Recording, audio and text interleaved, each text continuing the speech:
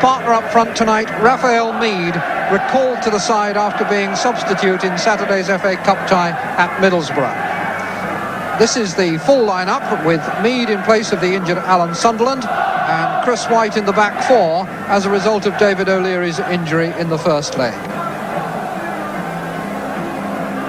No selection problems, though, for Manchester United. Manager Ron Atkinson names the same side that has been undefeated in its last 10 games.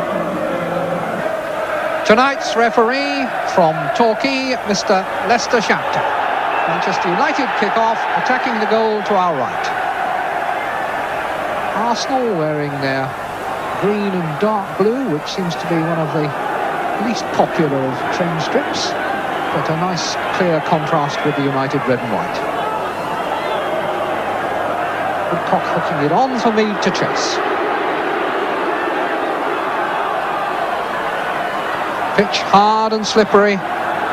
Kevin Moran showing it very plainly then. United have played a number of cup ties this season on bone-hard pitches, and are not too perturbed about this one, feeling that they may well be equipped to exploit it. Woodcock turning, Petrovic back, and a sliced clearance. Stapleton doesn't get it fully away. Ricks sets it up now for Hollins, and a pick up for Gary Bailey. John Hollins, skipper of Arsenal tonight.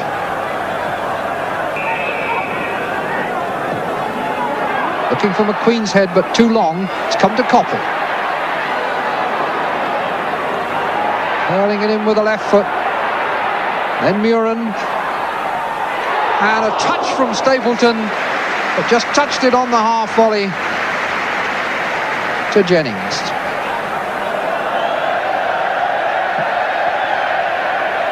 Not out by Moran, and then Whiteside shot. Maybe Stapleton didn't even get a touch. Duxbury's header, Arsenal throw.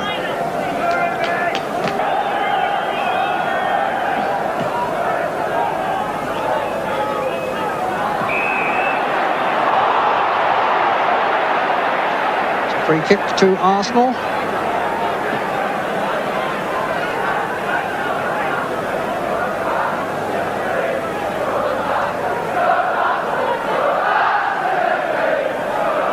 Once again, Ricks there in charge with that dynamic left foot. Going for goal. And he called for a good save from Bailey.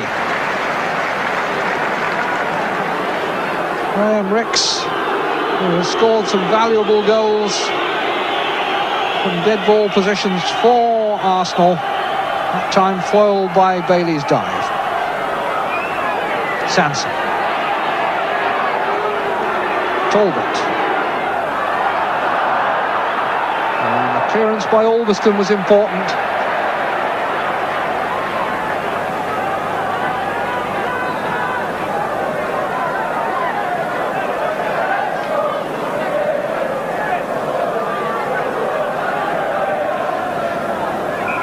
And the news, incidentally, about Brian Robson is that he's on his way to hospital, and it's feared that he has fractured his right ankle. Duxbury.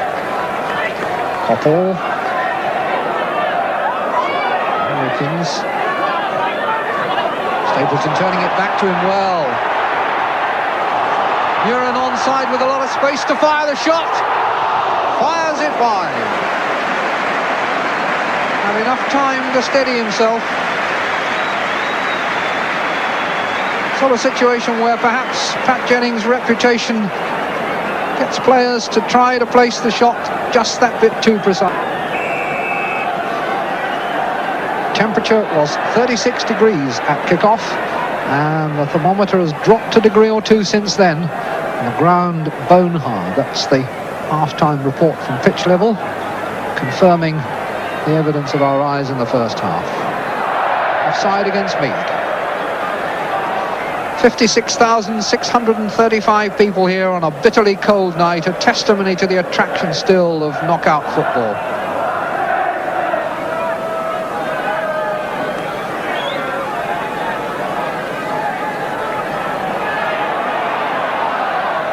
Whiteside. Hollins at his heels. It's gone past Hollins. Stapleton turned on it but couldn't turn enough. Stemming from a good bit of work by Whiteside, who is very nimble for his size. Had Hollins behind him, and then suddenly he was the wrong side of Hollins from Arsenal's point of view.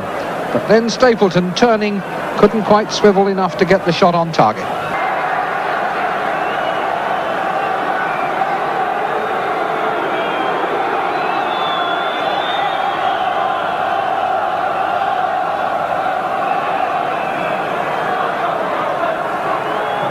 Talbot driving the corner. Header from Robson. Good contact, but just under it too much.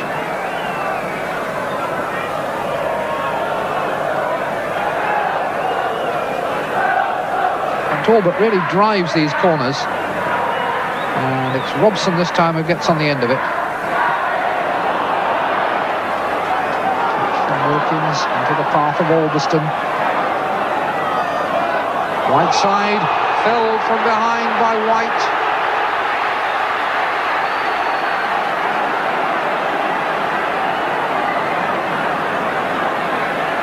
Talking to from Mr. Shapter, but nothing more. Free kick for Arnold Moran to take. Testing for Jennings, who stays on his line. And back across by McQueen, and this time Jennings comes and makes the catch.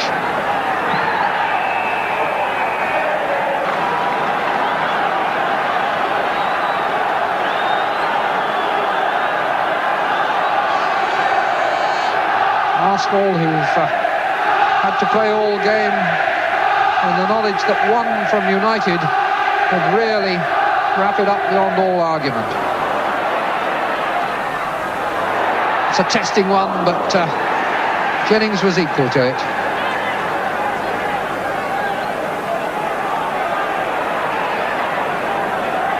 Sanson.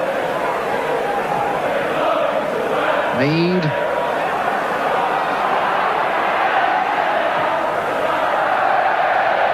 A snapshot from Woodcock, but is all of 6 or 7 yards wide of the post.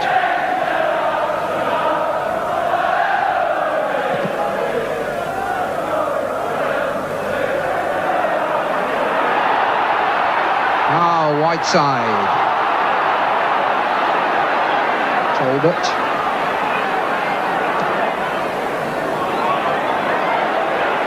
Mead stood the challenge of McQueen the first time, but not the second, and McQueen goes on. First run over the halfway line in the whole game, and once he got into unfamiliar territory, wondered what to do, and Davis robbed him while he was thinking about it. But now it's back with United. Whiteside, clip across to Coppell, on the volley, and that wraps it up.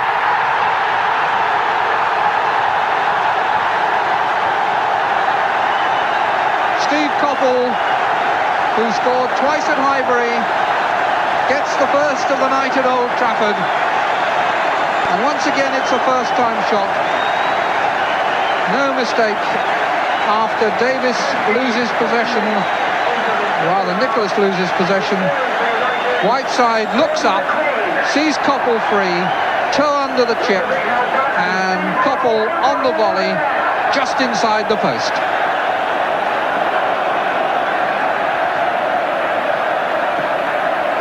So it's 1-0,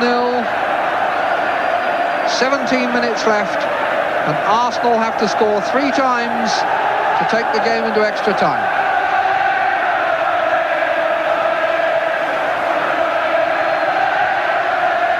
And those voices leave no doubt that the Manchester United fans are already beginning to think again of that familiar trip to Wembley Stadium. They know the way.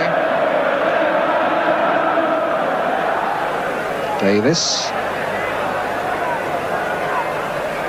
Oh dear, terrible mistake. Whiteside made the angle for himself, sets it up for Stapleton, and then it's cleared off the line by Robson. Awful mistake with the back pass. Sanson just laying it into the path from Whiteside, who takes his time, might have had the angle for himself, sets it up for Stapleton, but Robson is back covering. Now a punch from Jennings.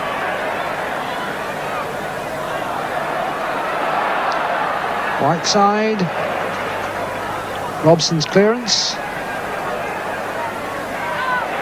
McQueen! That was the big boomer.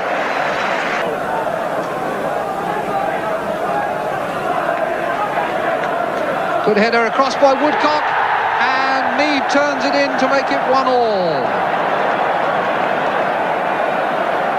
Well, another late rally from Arsenal, I wonder. Surely it's too late now. Nice flick on, and Mead there to apply the finishing touch. At the moment it's Moses and Stapleton. Corner kick. Last minute of the game, unless Mr. Shapter is inclined to add on something. But there have been no stoppages in this second half.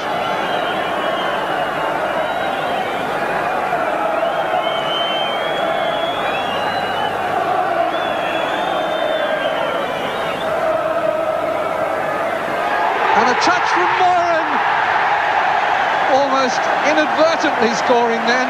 I'm not sure whether that was meant as a scoring effort, but a scoring result it was. Kevin Moran's 5th goal of the season seals the night for Manchester United.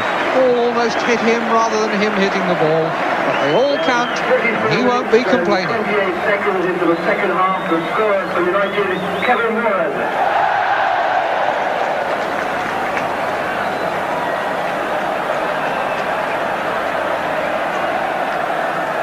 So 2-1 it is now on the night, and it's all over for Arsenal.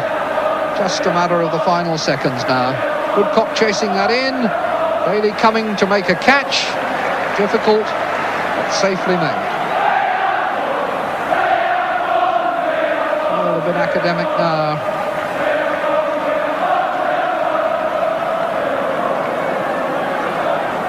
We had to wait tonight for our goals, but 3 in the final quarter of the game.